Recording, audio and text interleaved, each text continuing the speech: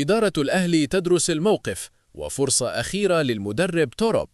كشفت مصادر مطلعة داخل النادي الأهلي أن إدارة القلعة الحمراء برئاسة محمود الخطيب دخلت في حالة من الغضب الشديد بعد الخسارة أمام الترجي، خاصة في ظل الظروف التحكيمية المحيطة بالمباراة والأداء غير المقنع للفريق في الفترة الأخيرة.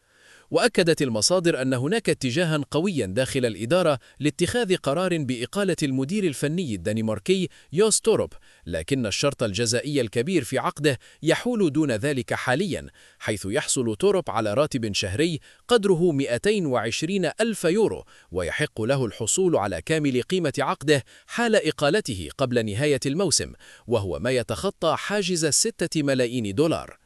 وبعد اجتماع مطول للجنة التخطيط بحضور محمود الخطيب، استقر الرأي على منح يوس توروب فرصة أخيرة وحاسمة لإنقاذ الموسم، تتمثل في تحقيق نتيجة إيجابية في مباراة العودة أمام الترجي يوم السبت المقبل على استاد القاهرة. القرار النهائي: الفوز أو الإقالة. ووضعت إدارة الأهلي شرطا وحيدا لاستمرار توروب: الفوز والتأهل إلى نصف نهائي دوري أبطال أفريقيا.